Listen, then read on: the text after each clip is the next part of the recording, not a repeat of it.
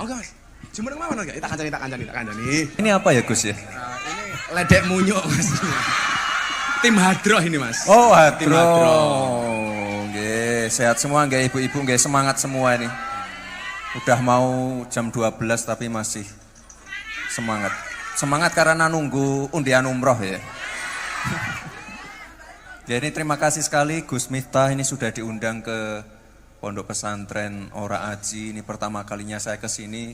Gus Miftah malah sudah berkali-kali ke Balai Kota mengisi pengajian juga. Ini terima kasih sekali.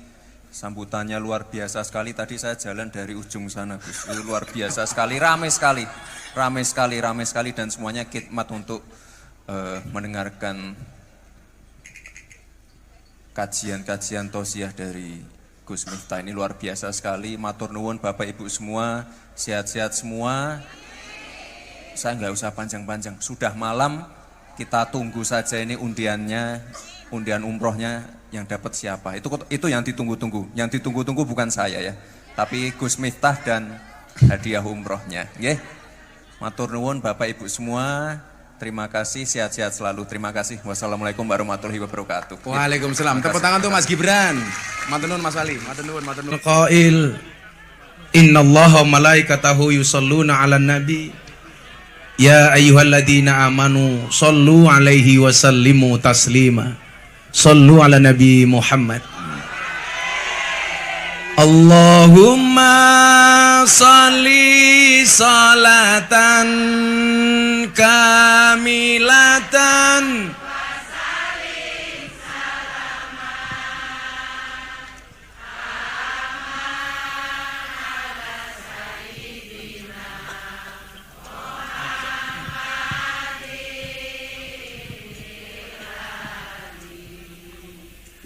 tanhalu bihil qadwatan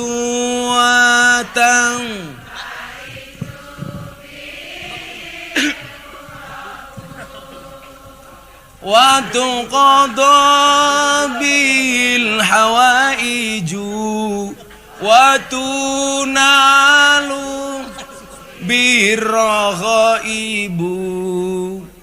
wa husnul khawatimi wa yustasqal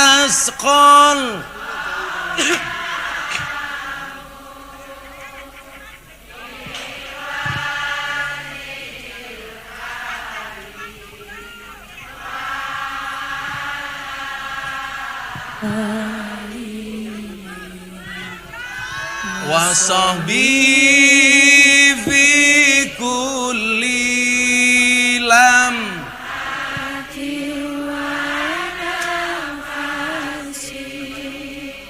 wa nafasim biadadin kulli ma lumilak. Sallu ala Nabi Muhammad. Ila hadratin Nabil Mustafa Muhammadin sallallahu alaihi wasallam wa ila hadrati jami hajatina min hawaijid dunya wal akhirah lana walahumul fatihah.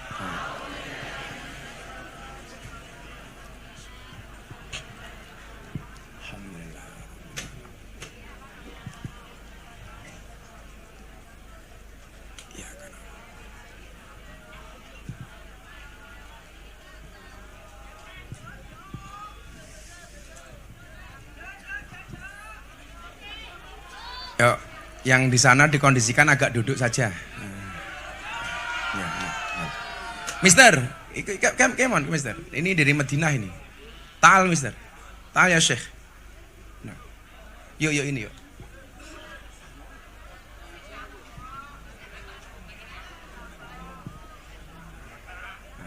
Pon, yang lain duduk di situ. Sampun. Alhamdulillahirrabbilalamin. Bapak Ibu jamaah rutin mujadah malam Ahad Pahing. Hari ini kita memperingati Pondok Pesantren Ora Aji di hari ulang tahunnya yang ke-11. Saya bersyukur Bapak Ibu di usia 11 tahun pondok pesantren Ora Aji senantiasa istiqomah untuk memberikan pelayanan kepada jamaah. Saya selalu mengatakan kiai itu tidak harus dilayani tapi harus melayani. Maka kalau jenengan persani dan lihat bersama-sama dari awal mujahadah, awal pesantren dulu dibuat, tidak pernah sekalipun pondok kita mengajukan proposal. Tidak ada ceritanya pondok pesantren Ora Aji menggalang dana infak, betul? Maka jamaah sekian ini Pak Menteri, Pak Erick Thohir, itu nggak pernah sekalipun kita mengeluarkan kotak infak. Bahkan di masjid sekalipun saya larang untuk ada kotak infak. Kan kita mau nyumbang ikhlas Gus, kadang-kadang jamaah itu. Saya itu tahu Bapak Ibu. Saya itu pernah menjadi orang yang sama sekali tidak punya apa-apa. Saya itu merasa kalau ada kotak infak, begitu kotak infak itu datang, mau ngasih nggak punya uang, mau nggak ngasih dilihat sama orang. Betul? Maka waktu itu saya punya istilah, kok kotak infak ini kayak nodong halus ya?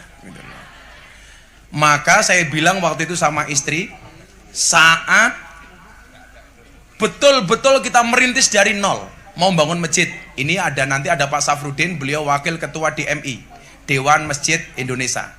Dulu saat bangun masjid, saya tadi cerita tadi sore, saya mau dikasih bantuan sama orang 2,5 miliar untuk bangun masjid, tapi saat itu ternyata saya malah tertipu 50 juta. Mau dapat bantuan 2,5 miliar, saya diminta untuk mengeluarkan biaya administrasi. Dan yang minta ini bukan orang lain, sahabat dekat saya. Makanya kadang-kadang dalam hidup tuh mohon maaf, yang nipu, yang menghalangi, sing rusui perjuangan kita, kadang-kadang orang dekat kita itu benar. Enggak orang jauh-jauh, betul? Buktinya Nabi Muhammad SAW ketika berjuang, justru yang rusui siapa? Pamannya, Abu Lahab. Dan gak kaget, datang sama saya begini, Gus Miftah mau bangun masjid? Iya. Habis berapa Gus RAB-nya? 2 miliar. Ini rezeki Gus Miftah. Oh, kenapa bro? Saya punya uang 2,5 miliar di bank, mau saya sumbangkan dengan Gus Miftah. Masya Allah, saya langsung ngelus dadanya istri saya. Ya Allah.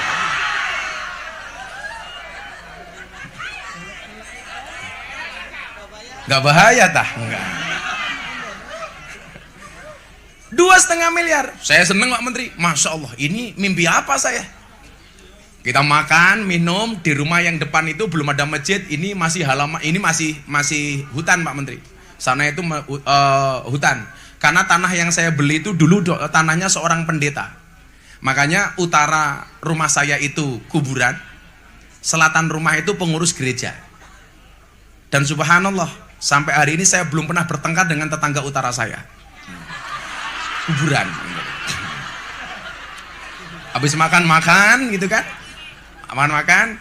Dia bilang begini sama saya dengan santainya, Gus, uang saya itu di bank ada 2,5 miliar, tapi untuk mengeluarkannya butuh biaya administrasi.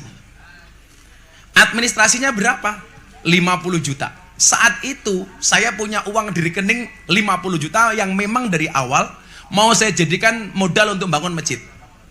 Saya akhirnya rembukan sama istri saya. Saya panggil, Beb, come on, gitu kan. Istri saya tanya, iya saya. Itu kan. Kalau Anda lihat nama kontak saya di HP istri saya, itu judulnya Abah Say. Bukan sayang sih, Syaitonir Rajim, gitu kan. Saya itu kalau pengajian sering razia, Mas Menteri. Suami itu kalau nyatet nama istri di HP-nya itu siapa? Itu kadang-kadang bahasanya lain-lain. Kalau baru menikah biasanya my angel, wah bidadariku. Wah, 5 tahun menikah my wife, istriku. Wah, 7 tahun security. Wah, itu. 15 tahun mak lampir. 25 tahun Israel. Repot itu. Tapi kalau saya dengan istri itu dari awal memang sejak kita miskin sudah romantis, sudah mesra. Karena saya ingat betul bahwa saya dulu menikah betul-betul hidup di PMI, Perumahan Mertua Indah. Yang rumah mertua saya itu subhanallah RS, SS, SS, SS. Rumah sangat sederhana sekali sehingga selonjor saja susah. Nah, saya rembukan sama istri, Bun, ini ada yang membantu 2,5 miliar. Tapi dikasih syarat untuk uang administrasi 50 juta. Menurut Bunda bagaimana? Istri saya itu nggak pernah bantah saya. Kulon derek abah. Saya ikut abah. Saya ingat betul, sampai hari ini mungkin ya kalau kadang-kadang merengut biasalah gitu loh. Cewek kan begitu gitu loh. Jangankan kita dilawan. Istrinya Nabi Nuh saja, suaminya Nabi masih dilawan. Apalagi cuman kiai. Kecil gitu loh. Nah, tapi nggak fatal lah. Akhirnya saya bilang, kalau Bunda ridho, ikhlas, oke. Kemarin kan viral Pak Menteri, gara-gara saya bilang saya mengharamkan istri saya bekerja. Wah, Mas Gilang ini yang ngirim linknya sama saya. Gus, dihujat tuh, katanya Gus minta melarang perempuan bekerja. Enggak, saya tidak melarang perempuan bekerja, tapi saya melarang istri saya bekerja. Karena saya janji sama istri saya, begitu dulu saya menikah, saya bilang sama istri saya, Bunda, cukuplah kamu menjadi tulang rusukku, biarkan aku menjadi tulang punggungmu. Wah. Saya harus ngomong itu kenapa? Karena laki-laki itu tulang punggung, bukan tulang tulung.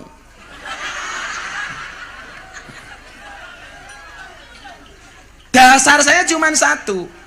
Nabi Muhammad membagi rumah tangga, tugas Sayyidina Ali dan Siti Fatimah. Sayyidina Ali urusan luar rumah, Siti Fatimah urusan dalam rumah. Saya membayangkan apa? Istri saya ngurusi dalam rumah. Makanya saya larang istri saya bekerja. Lagian saya itu punya pikiran. Apa pikiran saya? Lah, istri itu setiap hari dinafkahi saja, kadang-kadang masih berani sama suami, apalagi punya pendapatan sendiri. Bahaya. Gak bahaya, dah langsung sandi, raiso Gus, raiso. Saya bilang, istri kalau mau bekerja silakan, tapi kalau rumah tangga saya melarang. Makanya Bunda itu gak pernah bekerja. Tak kerjain tiap hari. Istri saya itu gak pernah nge-mall, Bu, gak pernah ke pasar, gak pernah ke supermarket. Tapi ya itu, tiap hari paketan datang terus. Cocot iki lho.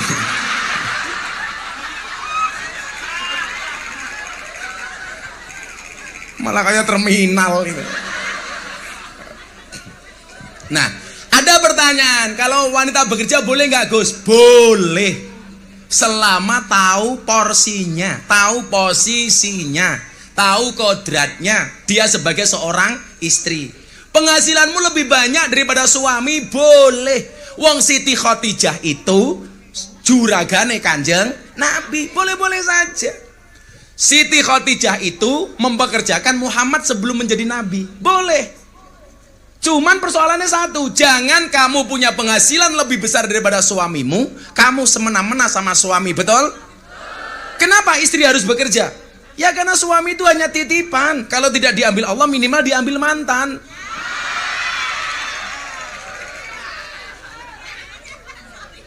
Lah kebetulan istri saya menerima konsep itu. Wes, Bun, kowe ning omah wae. Tugasmu ndongake Abah. Maka tiap hari Bunda nyekeli tasbih, delon. Selama pengajian, mang delok cangkeme Bunda mung umi tok to. Niku mboten ngrasani jenengan niku maca selawat. Wong tak keloni mawon selawatan. Ayo Bun kelon Allah Muhammad. Enak Bun. Heeh.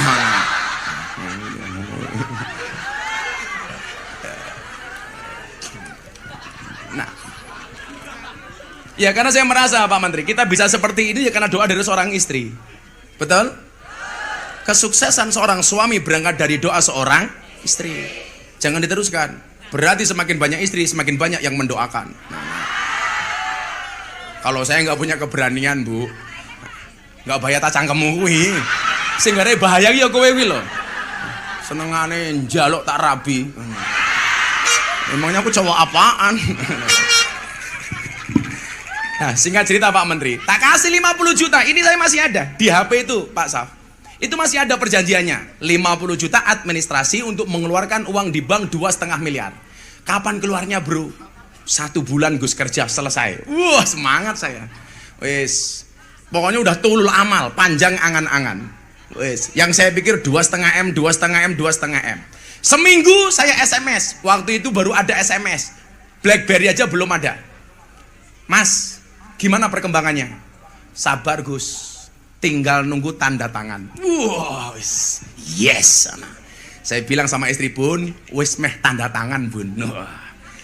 Minggu kedua saya SMS lagi. Gus, ada dokumen yang kurang. Wah, udah mulai tanda-tanda ya. Perasaan gue serai enak kae, Pak Jenderal. Minggu ketiga tak SMS.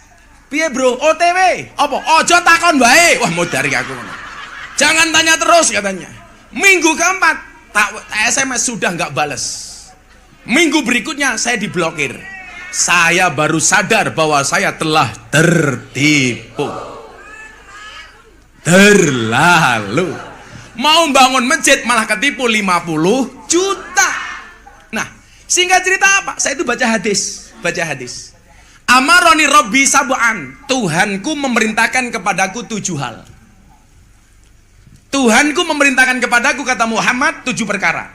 Saya baca satu-satu. Yang saya sampaikan 2 saja. Amaroni Robbi an uksiro qaula la haula wala quwata illa billahil aliyil adim. Tuhanku memerintahkan kepada aku untuk memperbanyak membaca la haula wala quwata illa billahil aliyil adim. Saya sowan sama Kiai. Mbok saya diijazahi Kiai membaca la haula. Gus, dibaca 100 kali setelah asar sebelum matahari terbenam.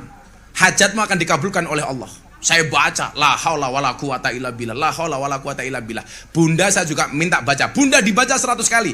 La haula wala quwata illa billah. Seminggu kemudian Kapolda Jogja waktu itu Pak Cuk Basuki mau menikahkan anaknya di Surabaya. Gus, tanggal sekian Gus Miftah kosong enggak? Kosong Jenderal, perintah saya mau menikahkan anak saya. Tolong Gus Miftah yang memberikan nasihat pernikahan kepada anak saya. Pak, saya masih ingat ya Pak Cuk ya, Pak Cuk Basuki.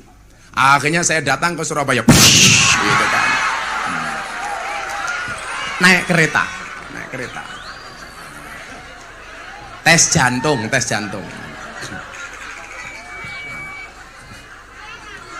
Angel itu. Sampai Surabaya saya nasihat pernikahan. Jadi kalau hari ini para pejabat, teman-teman artis yang menikah atau menikahkan anaknya, saya diminta untuk sering memberikan nasihat pernikahan. Ya memang dari dulu. Jadi kalau sekarang kayak dulu Mas Anang Asanti itu, Atta Aurel, Deddy Corbuzier, Sabrina, Yeni Inka, kemarin Denny Caknan. Kenapa kalau nikah yang suruh nasihati saya? Ya kan memang dari dulu.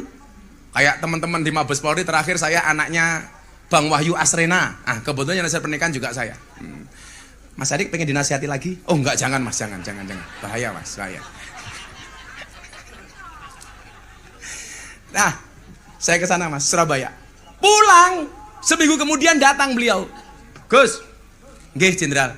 Gus Miftah, saya kemarin ke Surabaya belum ngasih uang saku Gus Miftah nih. Dia datang. Saya dikasih uang 25 juta waktu itu. Saya bilang sama Jenderal, uang saya terima, mohon izin. Apa Gus? Uang ini mau saya jadikan modal untuk membangun masjid. Saya nggak akan minta sama orang. Saya waktu itu punya prinsip, boleh menerima tapi nggak boleh minta. Boleh menerima, nggak boleh minta. Kalau saya bilang nggak menerima, jelas saya sombong. Boleh menerima, nggak boleh minta. Gus Miftah mau bangun masjid. Iya Jenderal. Ya sudah kalau gitu tak tambahi. Yang tadinya saya dikasih 25 juta, akhirnya saya ditambah lagi 25 juta. Pas 50 juta. Uang saya kembali dengan cara Allah yang telah diuntal sama codot. Kembali pas 50 juta. Saya mulai bangun masjid, modalnya 50 juta. Setelah itu saya bilang, mulai hari ini saya berjanji, saya tidak akan pernah minta kepada siapapun, kecuali hanya kepada Allah. Orang mau nitip silakan. Akhirnya nitip, kayak kawan saya Mas Dayat waktu itu dari Paragon nitip, Gus saya nitip besi, sak rampungnya. Besi. Akhirnya jadi. Begitu buat pengajian mujahadah sama. Saya bilang sama istri, Bunda, untuk ngopeni jamaah nggak boleh kamu minta sama siapa-siapa. Makanya Bunda bikin dapur, kayak kemarin motong sapi 1 ton. Dibagi dagingnya ke 10 dapur. Kita masak nasi 10.000, 15.000 bungkus, blak. Jangan ngerepoti masyarakat. Ternyata apa? Ana inda dzanni abdi bi. Aku itu sesuai dengan prasangka hambaku. Kita yakin Allah akan mengijabah keyakinan itu. Tapi kalau dari awal mentalnya minta-minta, pasti sampai sekarang oraji minta-minta. Saya kurang dekat apa sama Mas Erick Thohir. Tadi sore pas di rumah, jamaah bilang apa? Wah, Pak Presiden kirim ucapan selamat ke oraji. Tepuk tangan. Pasti Pak Presiden ngirim uang. Tanya Mas Erick Thohir. Ini orang dekatnya Mas Erick Thohir. Saya kenal dengan Mas Erick Thohir bertahun-tahun. Sampai hari ini nggak pernah saya matur sama Mas Erick. Mas Erick, aku njeluk duitnya. Pernah Mas? Nggak. Ini orangnya ada. Untuk ulang tahun pun, mohon maaf, saya nggak minta sama Mas Erick Thohir. Saya punya prinsip, mental kita itu jangan menjadi mental kere, jangan menjadi mental miskin. Betul? Loh, lama-lama kaya konco-konco kaya Mas Gilangi pas pengajian ke sana kemarin. Gus, ayo Gus, mampir pengajian sama teman-teman karyawan. Nah, ngerti pondok mau ulang tahun kemudian Mas Gilang bantu. Itulah urusannya Mas Gilang sama Mbak Sandi. Mas Gilang, aku ngejok ke proposal, tolong dibantu. Mental kere. Kita itu boleh miskin, tapi mental kita jangan mental miskin. Oi, rungokno kupingmu. Tak santet meteng loh gue.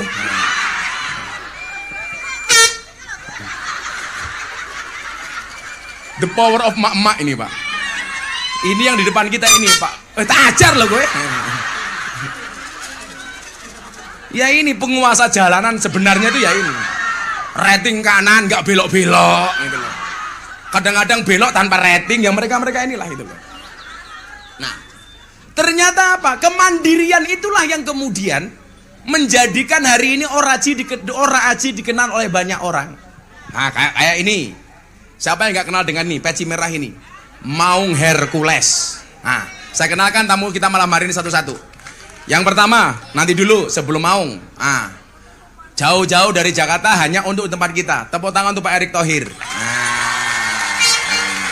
Nanti beliau sambutan. Nah, samping saya ini, beliau mantan Wakapolri. Sekarang menjadi Wakil Ketua Dewan Masjid Indonesia, Pak Komjen Safruddin.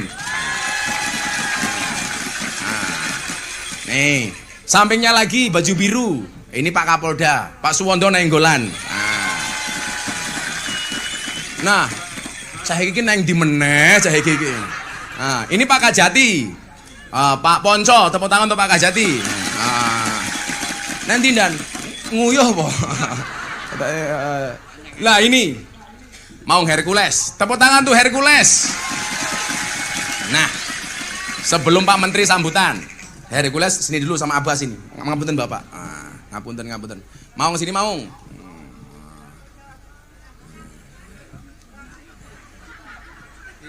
Beliau ini yang bisa merintah cuma 2.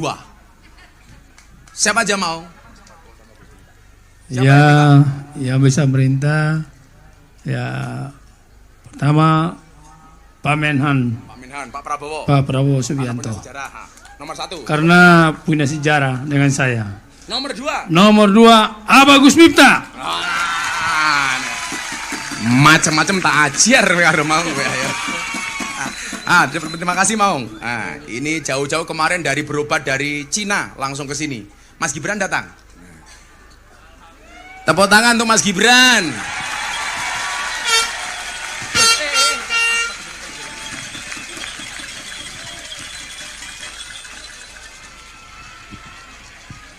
Gak apa-apa Dan, udah gak apa. Gak apa Dan. Oh iya, biasa itu. Cepat sekali menyerjuangkan.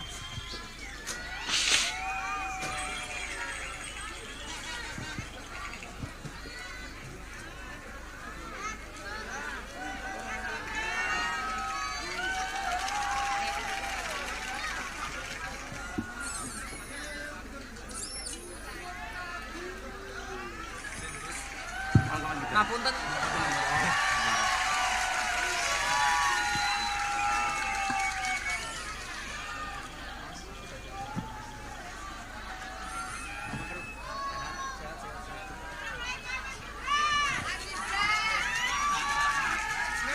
Sini aja. Aku di sini aja kamu. Oh, udah aman. Sini Mas Gibran. Sini. Sini. Itu ada Ibu Mas Kesang.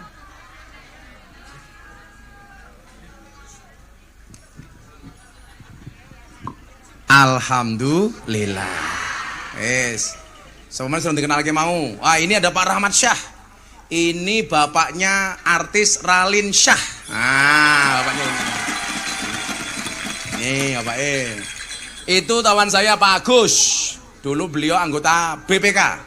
Saya ngitungi duit ya wong ya. Gawane ngitung duit. Nah, itu duit. Lah ini. Tepuk tangan untuk Juragan 99 Mas Gilang. Nah, sama bestinya Mbak Sandi. Ngadeg wong loro iki artis gini iki. Nah, itu berdua. Yang pakai MS Glow ngacung. Ah, MS Glow. Rupa-rupa MS Glow kuwi ya. Nah, alah iki cetha bojoku ayu banget iki lho. Nah. Lah ini Bu, yang baju merah ini mertuanya Mas Kaisang. Nah, Bu Sofia nih. Nah. Lah ini Mas Ipang. Ponakane Gus Dur, putrane Gus Solah. Nah. Kalau ini sing duwe Bank Mandiri, Pak Rohan. Sudah mulai meninggalkan dunia hitam, rambutnya putih kabeh. Nah. Ala ini Pak John, beliau fraksi ketua fraksi MPR Partai Amanat Nasional, Bang John. Lah ini yang dari jauh, Mr. Sulaiman Nasir Kanu, pengusaha dari Madinah. Nah, thank you Mr. Pon, saniki Mas Gibran pun rawuh, sing sambutan Pak Erick Thohir yen. Kepada Pak Erick Thohir, waktu dan tempat dipersilahkan. Nah, enggak Mas Erick, ini Mas Erick.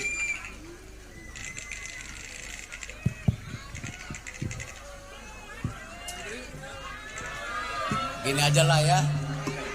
Berdiri. Dari jauh sana kelihatan. Kenapa wayangan? Assalamualaikum warahmatullahi wabarakatuh. Ini alhamdulillah bisa diundang sama Abah Sai. Abah Sai. Gus Miftah, maaf. Ke Ponpes Ora Aji. Ini luar biasa. Ini ulang tahun yang ke-11. Ke-11 aja seperti ini. Apalagi yang ke-50. Amin. Ya. Saya terus terang sangat hormat sama Gus Miftah. Ini keluarga. Karena tadi yang disampaikan bagaimana filosofi beliau selalu mengajarkan kita untuk bekerja. Cerita ini sangat juga terinspirasi dengan tentu keluarga saya.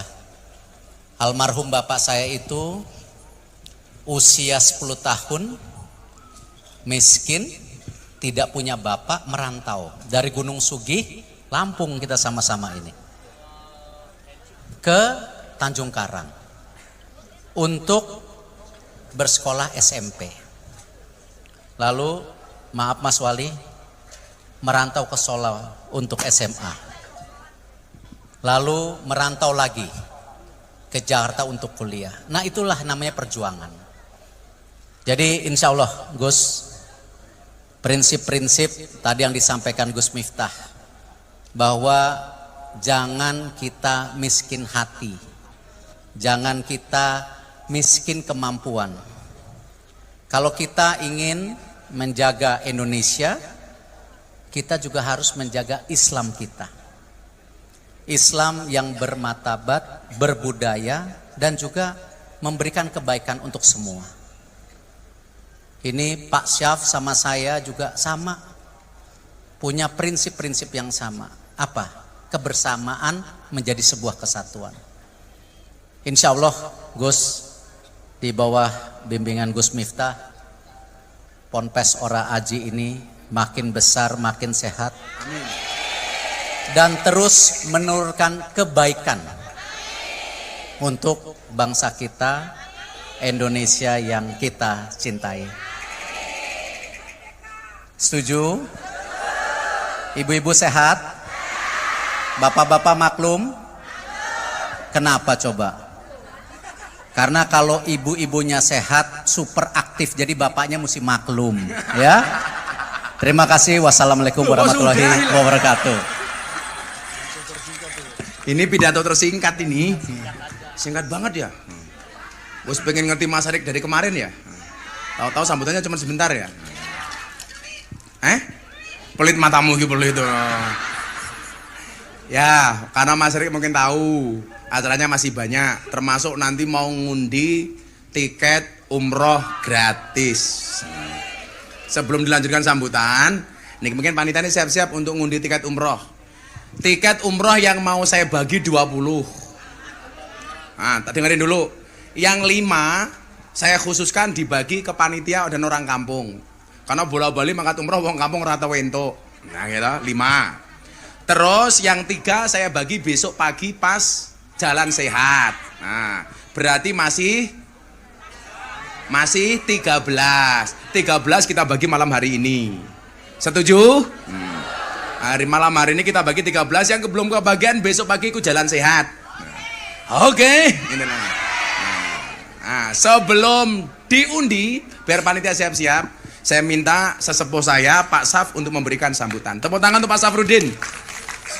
Aturan Jenderal.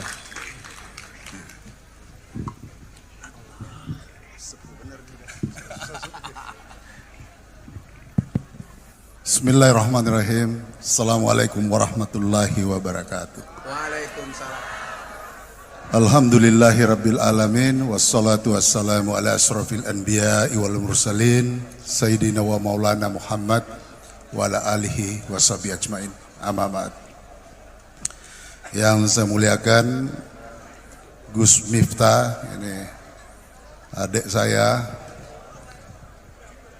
Yang saya muliakan para tamu undangan ya. Ada Pak Erik, Mas Gibran ya, Kapolda, wabil khusus ibu-ibu ya.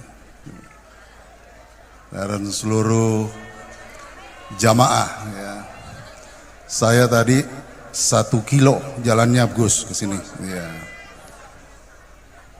1 kilo. Karena udah pensiunan sudah nggak dikawal jadi agak susah ya. Ya, sengaja saya nggak beritahu Kapolda supaya bisa tahu luar biasa ini santrinya Gus Miftah. Bangsa ini sangat besar, jumlahnya 273 juta jiwa, di mana 88% itu umat Islam. Ya.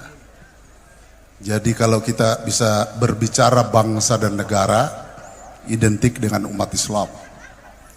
Umat Islam itu adalah bangsa negara Indonesia. Jadi ketika seluruh anak bangsa berbuat untuk kepentingan bangsa Indonesia, di dalamnya umat Islam. Oleh karena itu, Gus, kalau saya kumpul dengan para kiai, para habaib, para ulama, para ustadz, ini karena pensiunan sudah mau menuju akhirat, jadi kumpulnya para ulama. Ya, itu juga Dinda Erik nanti kalau sudah tua seperti saya kumpulnya para ulama. Mulai dari sekarang, Mas Gibran juga. Saya selalu bilang, Pak Kiai, sudahlah kalau kita bicara bangsa dan negara saja. Enggak usah kita pakai diksi umat. Karena kenapa? Banyak umat-umat lain di Indonesia ini. Sehingga kita perlu menjaga pluralisme. Ya.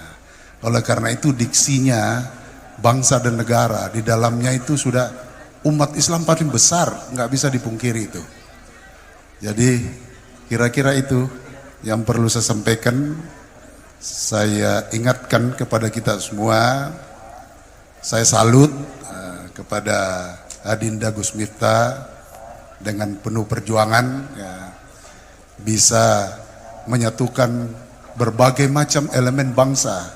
Saya mengikuti setiap sepak terjangnya, videonya, Twitternya, YouTube-nya. Ya. Jadi anak muda juga kita. Tadinya gaptek, Gus. Ya. Jadi mudah-mudahan kita bisa pelihara sehingga bangsa kita bisa disegani menjadi bangsa yang besar, walaupun sebenarnya sudah besar, lebih besar lagi dan dihormati oleh bangsa-bangsa lain. Sekian, terima kasih. Assalamualaikum warahmatullahi wabarakatuh. Waalaikumsalam. Tepuk tangan untuk Pak Saf. Sebelum dilanjutkan, ada 3 video sambutan. Yang pertama dari Bapak Presiden, yang kedua dari Bapak Menhan, yang ketiga dari Bapak Kapolri. Ya, sebelum dilanjutkan kita lihat sambutan dari Pak Jokowi.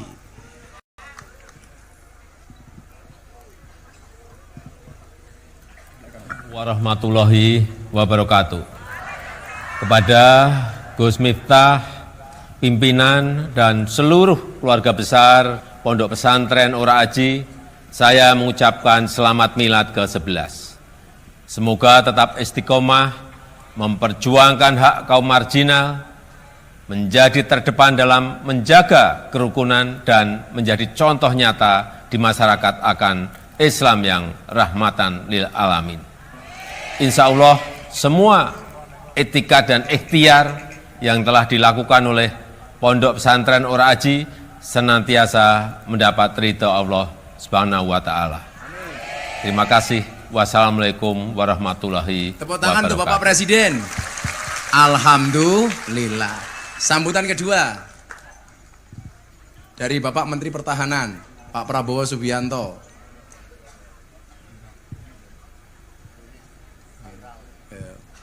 Selfie ternekat nih.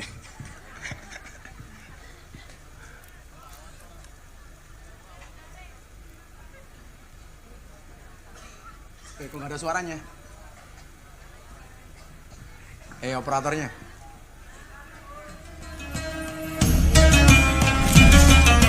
Assalamualaikum warahmatullahi wabarakatuh. Ponpes Ora Aji terus berkembang menjadi salah satu pusat dakwah dan pendidikan Islam bagi para santri yang berasal dari berbagai penjuru negeri, sehingga mampu menjadi pribadi yang rahmatan lil alamin serta toleran dalam bermasyarakat. Dalam kesempatan yang berbahagia ini, saya, Jenderal Polisi Dr. Andes Listio Sigit Prabowo MSI, Kepala Kepolisian Negara Republik Indonesia mengucapkan selamat ulang tahun ke-11 kepada seluruh keluarga besar Pondok Pesantren Ora Aji. Semoga senantiasa meningkatkan kualitas pembinaan dan pendidikan guna melahirkan para santri yang religius, berwawasan luas, serta menjunjung tinggi semangat nasionalisme sebagai modal utama mewujudkan visi Indonesia Emas tahun 2045. Sekian dan terima kasih. Wassalamualaikum warahmatullahi wabarakatuh. Salam presisi.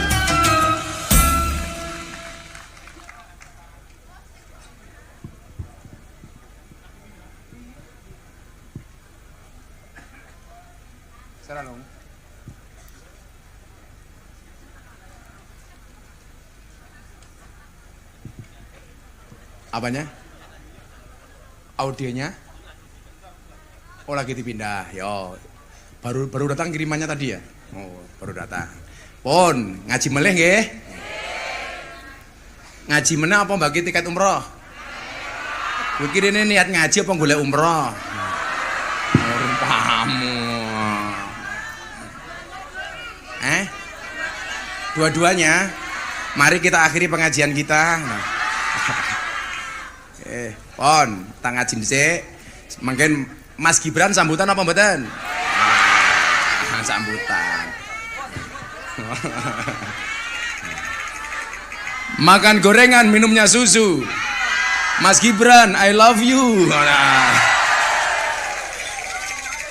Oke. Apa? Mas Gibran kenapa? Iya nanti cerewet. Iki bocah-bocah hadroh dari mana ta ini? Oh, Zianisti. Wis sangoni rong? Ya, tak sangoni, santai wae ini. Insyaallah santeni, sangoni donga. Biasanya nyangoni langsung, po. Jaki iki ngerampok apa kepiye to iki? Pon, kula ajeng cerita riyen. Menggambarkan bahwa yang tadi disampaikan sama Mas Menteri BUMN soal kerukunan dan kebersamaan. Ibu bapak yang saya cintai, tadi Mas Erik tanya sama saya, bener nggak Gus? Pejabat itu nggak boleh masuk kota Kediri sama Kudus. Saya jawab, kalau Kediri iya, pamali pejabat itu masuk ke kota Kediri. Saya nggak perlu menjelaskan kenapa enggak. Kalau Kudus bagaimana Gus? Kudus itu yang nggak pernah dimasuki sama pejabat bukan kota Kudusnya, tetapi makamnya Kanjeng Sunan Kudus.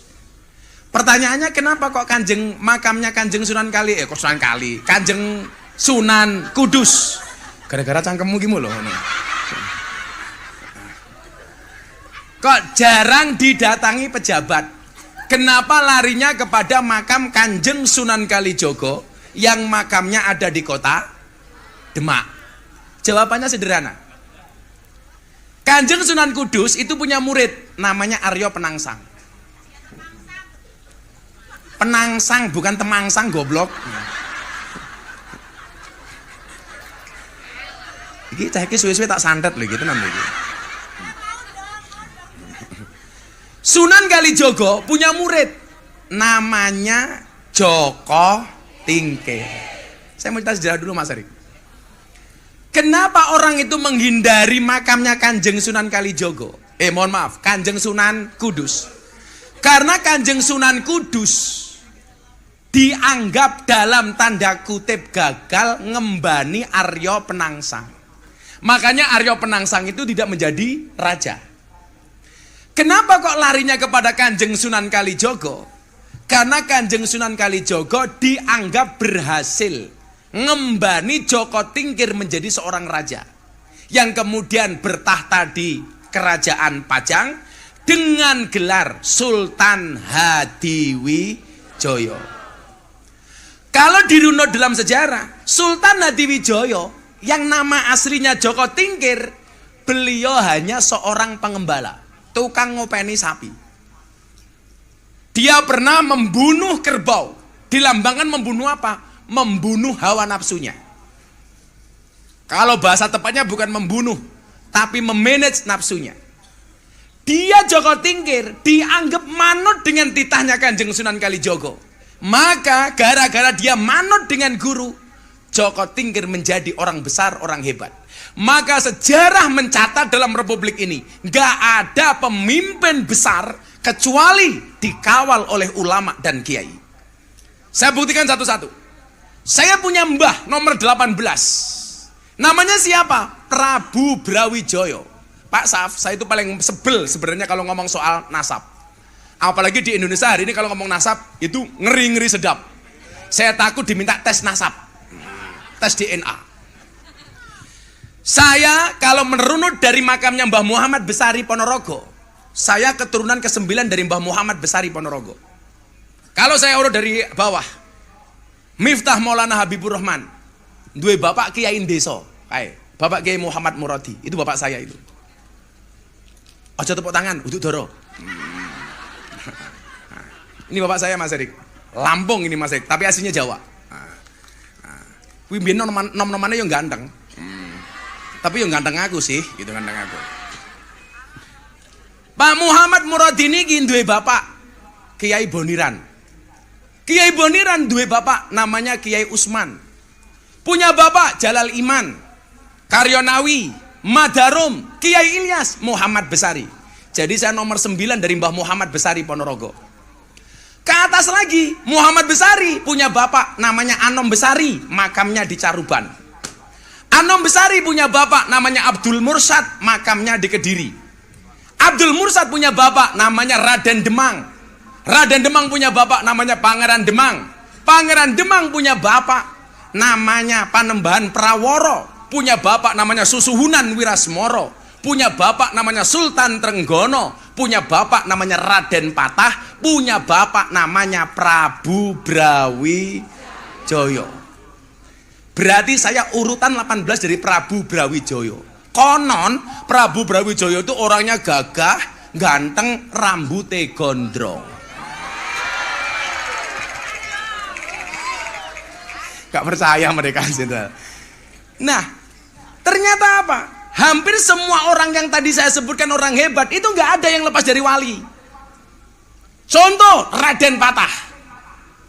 Dia menjadi orang hebat di kerajaan Demak Bintoro karena dikawal dengan 9 wali. Raden Patah. Pindah ke Demak, Joko Tingkir. Dia hebat dikawal sama Kanjeng Sunan Kalijogo. Ini kalau kita tarik lagi ke belakang, Harun Ar-Rasyid. Jadi raja hebat, kenapa? Karena dikawal oleh ulama lucu. Namanya siapa? Abu Nawas. Jadi kalau Mas Erik, Mas Gibran ada menjadi pemimpin, ya benar sing ngawal iki ya kiai. Buktinya apa? Bapaknya Mas Gibran, Pak Jokowi. Nyatanya Pak Jokowi juga dekat dengan ulama dan kiai. Bagaimana kita melihat kedekatan Gus Karim dengan Pak Jokowi umpamanya semenjak beliau jadi wali kota di Solo. Ini menunjukkan apa? Bahwa nggak ada pemimpin hebat di dunia ini yang tidak dikawal oleh kiai.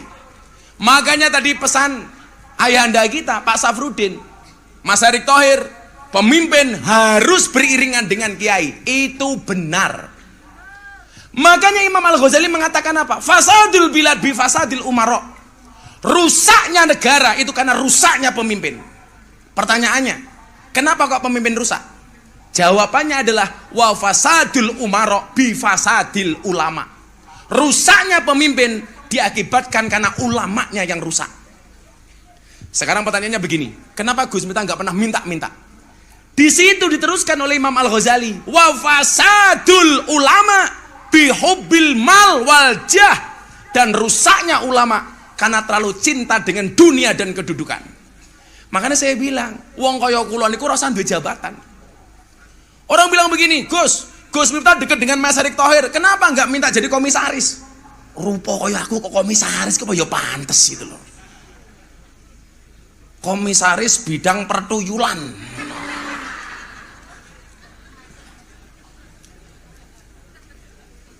Orang bilang begini, Gus Miftah itu sering banget sama Mas Erick Thohir. Kenapa nggak minta jabatan? Sampai hari ini, mohon maaf, passion saya nggak di situ. Pas Sawal wingi, kelingan mboten? Pak Prabowo sowan pondok, betul? Gus, saya didoakan ya Gus ya. Saya nggak minta apa-apa, minta didoakan. Iya Mas. Besok kalau Allah takdirkan, saya bisa menjadi presiden, mau nggak Gus Miftah bantu saya jadi menteri agama? Saya jawab, what? Menteri agama? No. Lah aku jadi menteri agama sing seneng rupa-rupamu pengajian jelok gratis terus.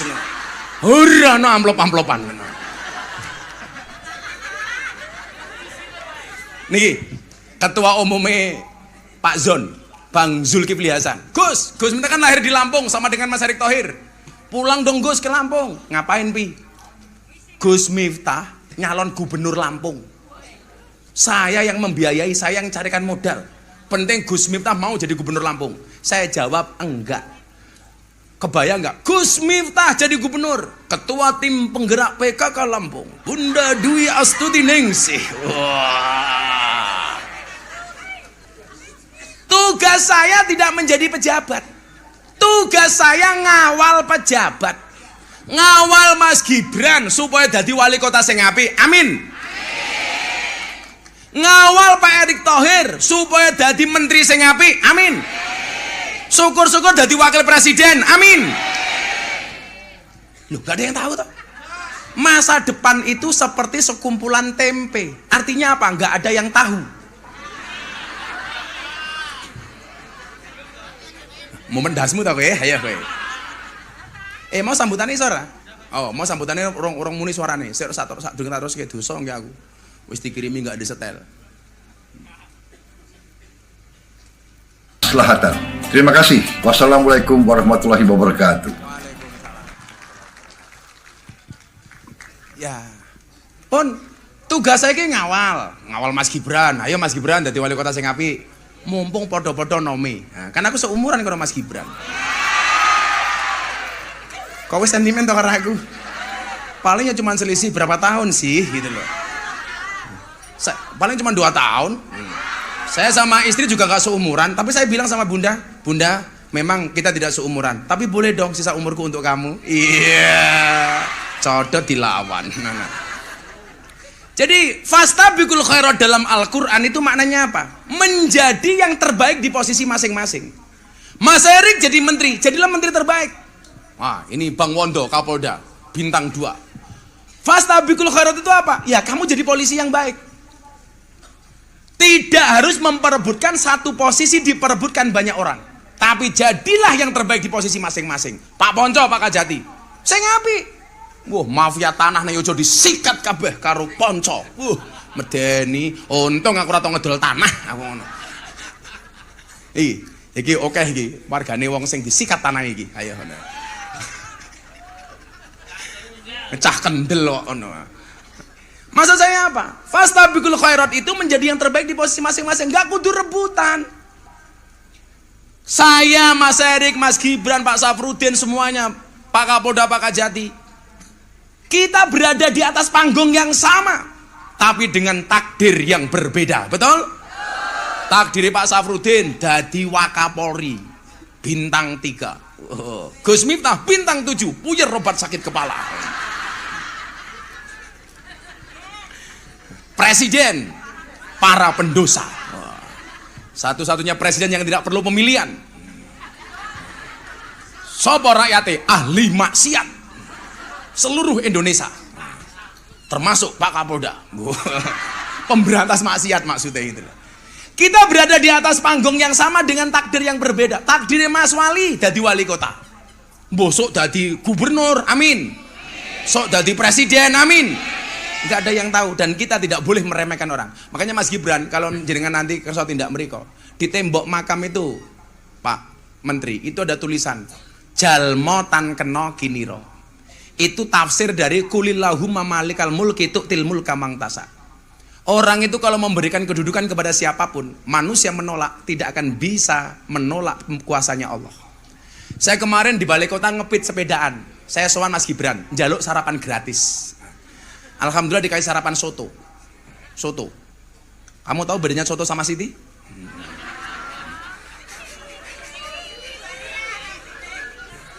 Jadi soto ki enak. Siti ya enak-enakan. Siti angkat matamu, Siti angkat itu. Saya ngaji sama Mas Gibran berdua di kantornya beliau. Soal cerita Nabi Daud menjadi raja. Nabi Daud itu berada di pasukan Raja Tolut, berperang melawan Raja Jalut. Daud ini usianya baru 14 tahun. Kakaknya diminta jadi pasukan perang, Daud lagi ngarit Pak Menteri. Dia ngeyel, saya mau ikut jadi pasukan, kamu masih kecil gak boleh. Dia ngeyel, akhirnya diterima jadi pasukan termudanya para Raja Tolut. Perang berangkat. Begitu berangkat perang, pasukannya nggak terlalu banyak. Diuji dengan kelaparan dan kehausan. Maka kemudian Allah memberikan mereka sungai. Begitu masuk sungai, Allah katakan kepada pasukan ini, yang minum secukupnya, dia akan selamat. Yang berlebih-lebihan, dia tidak akan bisa melanjutkan ke medan perang. Illa man ihtarafa hurfatam biyadi. Kecuali yang cuma mengambil sedikit saja. Ternyata apa? Mayoritas pasukan itu berlebih-lebihan, minum sebanyak-banyaknya, sehingga mereka lempoh lemas, gak bisa perang. Yang perang cuma sepertiganya tok, kecil, termasuk Nabi Daud. Ini konsep harta itu sama. Illa man ihtarafa hurfatam biyadi. Konsep orang punya harta itu ambil secukupnya, sedekahkan sisanya. Kan kita enggak, ambil sebanyak-banyaknya, sedekah secukupnya. Ini yang dimaksud dengan illa man ihtarafa hurfatam biyadi, yang akan selamat di hadapan Allah.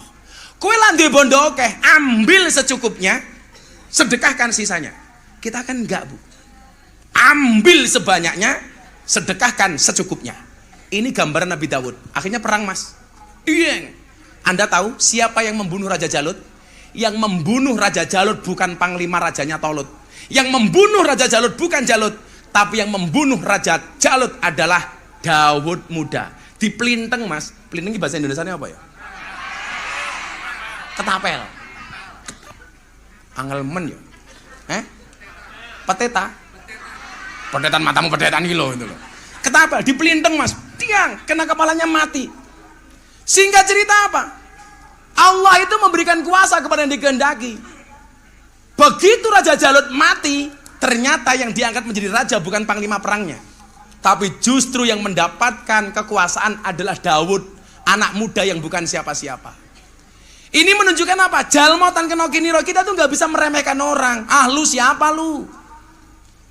Ah, cuman santri, modalnya cuman sarung. Jangan lihat sarungnya, tapi lihat ilmunya, isinya. Sangelangal itu.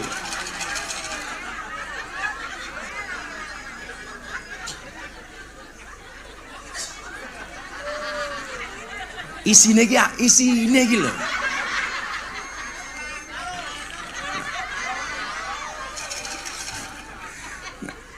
Kita nggak bisa meremehkan orang kok. Ah, Erick Thohir sopo? Nyatane PSSI dipegang sama Mas Erick Thohir, keren apa enggak?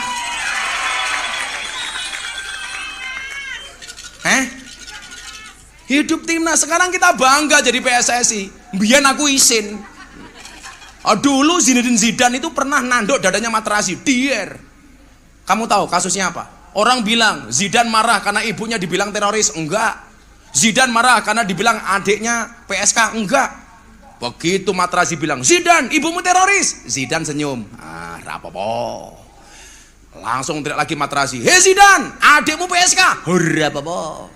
Terakhir Materazzi bilang, hei Zidane, kamu PSSI. Nggak terima, dia disundul dodone. Nggak terima dibilang PSSI.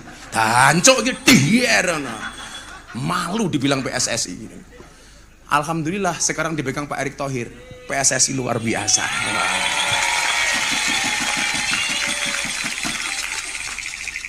Cie, menterinya senyum-senyum, cie. Oh belum. Maka nyuwun sewu, konsep ulama dan umarok itu berdampingan. Watawasaw bil haq, watawasaw bis sabar. Saya sering bilang kok, Gus, Pak Jokowi anti kritik. Anda pernah nggak lihat di Twitter nama Gus Miftah trending Twitter nomor 2? Gara-gara saya menolak surat keputusan presiden soal legalitas miras. Pak Saf waktu itu. Saya hanya ingin membuktikan kepada publik bahwa presiden itu tidak anti kritik. Waktu itu Bang Wondo, Pak Wonco ya, kan Pak Jokowi bikin surat keputusan presiden tentang legalitas miras. Saya kebetulan ada acara di iNews. Saya masih punya acara TV waktu itu, ngobrol bareng Gus Miftah. Lah Pak Erick Thohir ini pernah jadi bintang tamu saya. Termasuk Pak Jaksa Agung, Pak Burhan. Nah, saya langsung konferensi pers. Pak Presiden Jokowi, saya Miftah Maulana Habibur Rahman, menolak keras soal keputusan presiden legalitas miras. Kenapa? Karena keharaman khamr dalam Al-Quran itu qat'i, mutlak, tidak bisa dikegugukan. Maka saya menolak. Satu-satunya minuman keras yang layak dan boleh dikonsumsi hanya satu, es batu. Trending. Jam 2 malam Pak praktek telepon saya, Gus, kritikannya didengar sama Pak Jokowi. Besok SK Pak Jokowi tentang miras dibatalkan. Langsung hari itu nama saya trending Twitter nomor 2. Nomor 1, Wulan Guritno dengan kasus perceraiannya. Wow.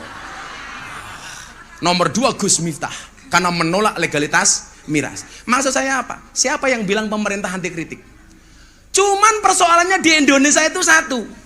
Kalau sudah nggak suka dengan pemerintah, ngeritiknya kebablasan, nggak punya adab, nggak ada etika, betul? Ini nggak punya nalar. Saya tuh kayak kemarin di Solo, saya tanya, kamu tahu nggak siapa presiden Indonesia? Jokowi. Saya bilang, nggak pantas nak. Kenapa Gus? Bisa nggak kita itu menghormati pemimpin kita sendiri? Siapa presidenmu? Bapak Jokowi. Kayak saya di Cilacap, kamu tahu nggak siapa wakil presidenmu? Tahu gue siapa? Amar Ma'ruf Nahi Mungkar. Lah kurang ajar cah aku. Bisa nggak kita lebih sopan sedikit? Pak Kiai Ma'ruf. Sopo wali kota Solo? Mas Gibran. Kalau kita sebagai warga nggak punya etika, lah orang kita sendiri nggak bangga dengan pemimpinnya, nggak menghormati pemimpinnya, bagaimana orang luar? Makanya kalau saya weanan sama Mas Gibran, nggak mungkin ya, Bran, nggak mungkin. Walaupun saya lebih tua daripada Mas Gibran. Mas Wali besok berkenan nggak datang ke pondok pesantren Ora Aji? Saya kesana terus sampai 3 kali. Gus Miftah jangan kesini terus, saya malu. Kenapa Mas? Masa Gus Miftah tidak meriki terus? Mboten Mas, wong kula golek sarapan gratis kok. Aku. Ini etika yang perlu dijaga. Memang pula umarok harus dinasihati sama ulama. Tapi tentunya caranya adalah watawasau bil haq, watawasau bis sabar. Dengan kebaikan dan kesabaran. Nggak boleh kita emosional. Kalau nggak cocok, ayo kita kritisi. Kan aneh, Bu. Ngeritik pemimpin yang dikritik fisiknya, bukan kebijakannya. Pak Jokowi plonga-plongo. Lah Gusti Allah nakdirke Pak Jokowi dadi presiden, dapurmu arep ngopo, Cuk? Ayo kowe. Apa syaratnya dadi presiden kudu badane apik ganteng ngono? Ora. Presiden kuwi wis tinulis ning Lauhil Mahfuz. Sesuk iki presidene sapa, wakil presidene sapa umpamane wakil presidene Erick Thohir. Wah. Wakil presidene Gibran. Nah, kita nggak pernah tahu. Aku mau ndonga lho, Mas, niku lho. Du'aul mar'i li akhika du'aihi li nafsihi. Doa seseorang kepada sahabatnya seperti dia mendoakan dirinya sendiri. Berarti apa? Lak ndongake wong liya kudu ndongake sing apik. Saya tahu 2023 ulang tahun Pondok Pesantren Ora Aji dihadiri sama Menteri BUMN Erick Thohir, Mas Wali Kota Mas Gibran. Tahun 2024 bahasanya wis beda meneh kok. Sapa ngerti? Tahun 2024 Milad Ora Aji yang ke-12 dihadiri oleh Wakil Presiden Republik Indonesia. Ya. Namanya Gus Miftah mbahmu kuwi gitu loh. Tugasku mau ngancani Mas Erick Thohir, ngancani Mas Gibran supaya dadi pejabat sing jumeneng nata jumeneng rasa. Lah iki Mas Gibran paham, Mas Erick mesti ora paham. Karena bahasa Jawa ya. Lah nanti berarti Mas Erick perlu kursus sama saya. Dengan harga yang sudah distandarkan. Nah. Ya, sadurunge bagi umroh kene tiketnya tak bagi. Mas Gibran sambutan dulu. Mbah sambutan. Tepuk tangan tuh Mas Gibran. Sambutan. Izin Bapak. Oke, Mas. Jumeneng mawon enggak? Tak kancani. Ini apa ya Gus ya? Ini ledek munyuk, Mas. Tim hadroh ini, Mas. Oh, Tim hadroh. Nggih, sehat semua nggih ibu-ibu, nggih semangat semua ini. Udah mau jam 12 tapi masih semangat. Semangat karena nunggu undian umroh ya. Jadi terima kasih sekali Gus Miftah ini sudah diundang ke Pondok Pesantren Ora Aji. Ini pertama kalinya saya ke sini. Gus Miftah malah sudah berkali-kali ke Balai Kota mengisi pengajian juga. Ini terima kasih sekali. Sambutannya luar biasa sekali. Tadi saya jalan dari ujung sana, Gus. Luar biasa sekali, ramai sekali dan semuanya khidmat untuk mendengarkan kajian tausiah dari Gus Miftah. Ini luar biasa sekali. Matur nuwun Bapak Ibu semua, sehat-sehat semua.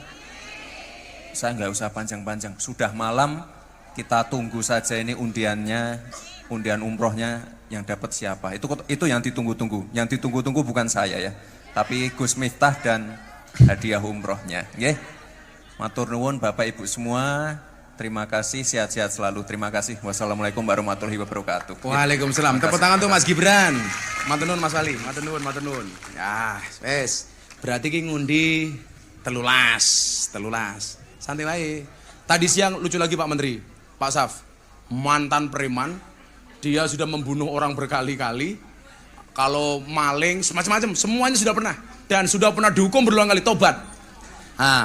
Curhat, kampung saya itu kampung maling Gus di Grobokan, Purwodadi. Kampung saya orang kayak saya itu banyak. Ini mereka mau sholat kalau Gus Miftah mau datang ke sana. Kalau enggak mereka tiap malam cuma mabuk, pengennya cuma mati. Jadi saking pengen matinya Mas, dia tuh di jalan ketemu orang dibacok. Supaya dia dikeroyok masa ben mati gitu Mas, saking putus asanya. Kalau Gus Miftah nggak mau datang, kita nggak mau tobat. Saya bilang, oke, saya prioritaskan saya datang. Sampean tak ajak umroh. Preman awake gede nangis Mas. Nangis guguk tadi sore itu. Padahal preman itu jenderal, usianya 56 tahun. Tak tanya, kalau kamu maling gimana? Saya itu kalau maling seperti Kanjeng Sunan Kalijogo Gus. Kalau saya dapat 100 juta, yang 50 saya ambil, yang 50 saya kasih panti asuhan. Wah. Terakhir saya ngerampok dapat 300 juta sebelum saya ditangkap.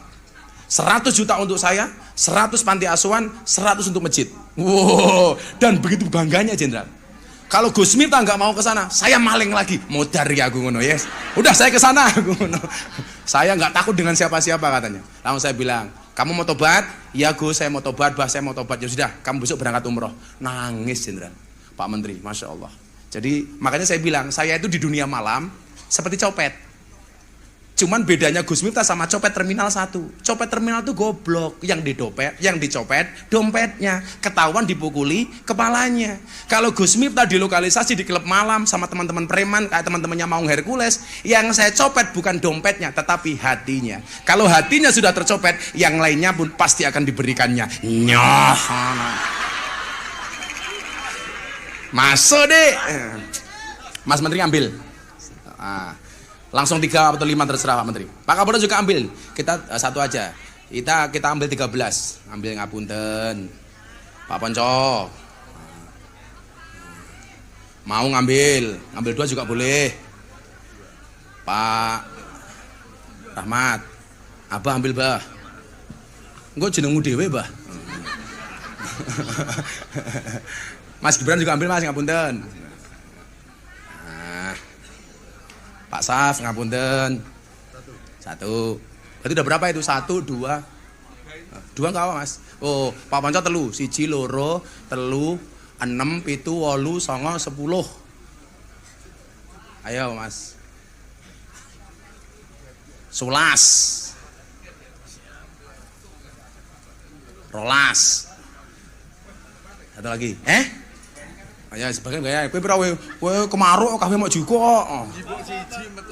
Kamu berapa? Mau 1 semuanya. Berarti berapa ini? 1, 2, 3, 4, 5, 6, 7, 8, 9, 10, 11. Mister. Ambil Mister. 12, 13 aku. Yes. Siapakah yang dapat? Buka. Ini berangkatnya insya Allah tahun 2040 ya.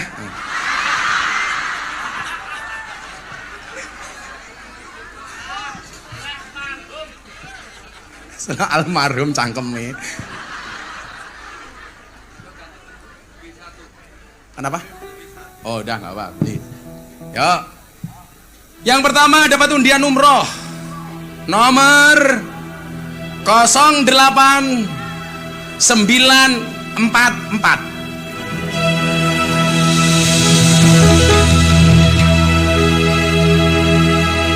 Kosong 8944. Ada.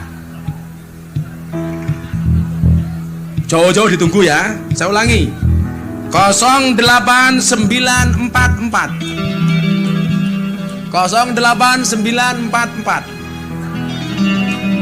Ojo gargur. Oh. Nah. Nanti dulu. Disimpan dulu. 08944. Kagungan Abah pinten tak wasake, Bah.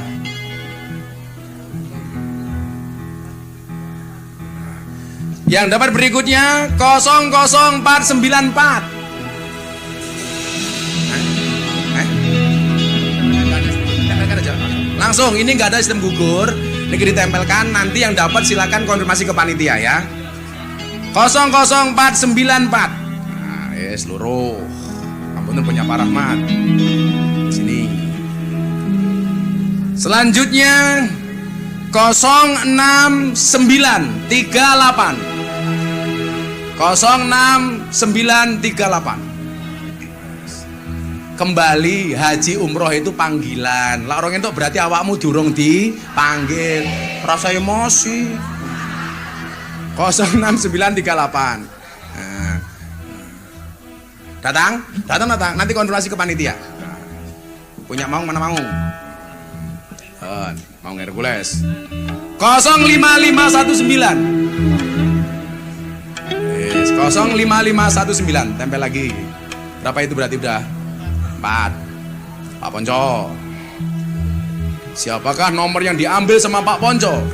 10049. 10049. 10049. Nah, Pak Kapolda. 15545. 15545. Ya, nanti konfirmasi ke pondok nggih. Punya Pak Menteri. Nah, berapa nomor hokinya yang diambil Pak Menteri?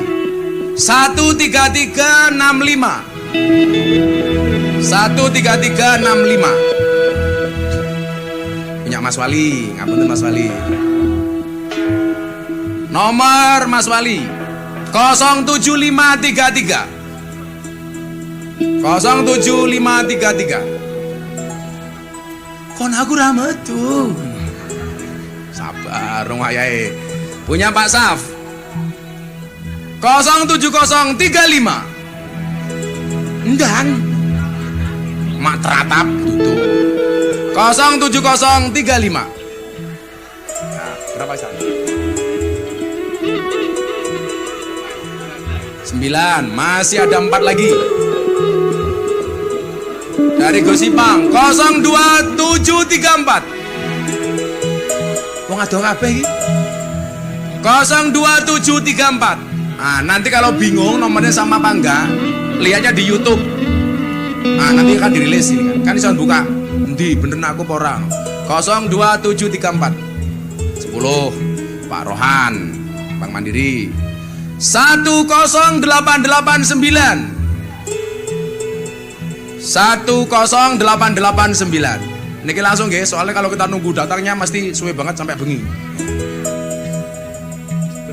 11. Nomor 12 07885. Udah aku.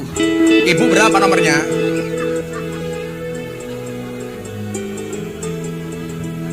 Ada. Oh, lah Ibu, miki kon masih panitia. Oh, ngimpi apa cah iki? Dibawa dulu. Mungkin manru. Sini wow 07885. Yang dibawa sama Mr. Kanu. 03857. 03857. Nah, bisa dikonfirmasi besok pagi masih ada 3 tiket lagi besok pagi pas jalan sehat. Jalan sehat besok pagi ada umroh 3, ada motor 2, ada wedhus 10, ada kulkas, ada sepeda. Ini wedhus ini 13. Bon, besok pagi konfirmasi ke panitia. Masih 3 lagi besok.